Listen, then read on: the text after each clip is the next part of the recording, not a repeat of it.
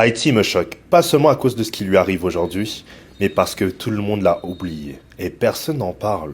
Et pourtant, sans Haïti, l'histoire du monde ne serait pas du tout la même. À l'occasion de la Coupe du Monde 2026, la FIFA a exigé à Haïti de changer son maillot de foot. Pourquoi?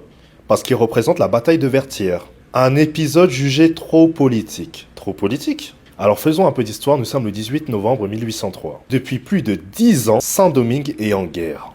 Des hommes et des femmes réduits en esclavage se soulèvent contre l'une des armées les plus puissantes au monde, la France de Napoléon. Face à eux, des soldats professionnels, équipés, canons, une puissance coloniale qui pense encore écraser la révolte. Mais il y a une chose que l'armée française ne possède pas, la soif de la liberté. La bataille de Vertières est l'ultime affrontement.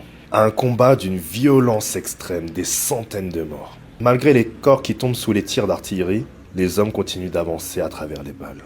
Et contre toute attente, les révolutionnaires haïtiens remportent la bataille et gagnent. Quelques semaines plus tard, le 1er janvier 1804, Haïti réclame son indépendance. Un événement qui terrifie les empires coloniaux de l'époque, parce qu'il envoie un message que beaucoup ne voulaient pas entendre. Les esclaves peuvent gagner. Les peuples colonisés pouvaient se libérer. Mais l'histoire ne s'arrête pas là, c'est trop beau pour être vrai, parce que la liberté a un prix. Haïti va être puni. Pendant des années, les grandes puissances refusent de reconnaître Haïti comme un nouvel État. Puis, évidemment rancunière, en 1825, la France envoie une flotte de guerre devant les côtes haïtiennes. Le message est simple, payez. Ou subissez les conséquences. La France, avec un tel culot, va demander une indemnité gigantesque pour reconnaître officiellement l'indépendance d'Haïti.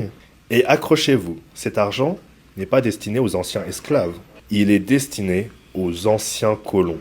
Et pour payer cette somme, Haïti doit emprunter. Des générations entières vont devoir vivre sous cette dette. Et pourtant, malgré tout ça, Haïti continue d'exister. Pourquoi certaines mémoires deviennent soudainement politiques lorsqu'elles concernent certains peuples? Pourquoi rappeler une victoire contre la colonisation et l'esclavage poserait-il un problème? Qui parle encore des familles qui vivent sous le fléau des gangs? Qui parle des millions de personnes confrontées à l'insécurité alimentaire? Qui parle de ces enfants qui grandissent sans les soins, sans pouvoir aller à l'école, ou simplement avoir de la sécurité? Qui parle de ce peuple qui continue de lutter contre l'indifférence générale? Mais on oublie de parler de sa grandeur historique. On oublie que ce petit pays a prouvé au monde entier que même les chaînes les plus solides pouvaient être brisées.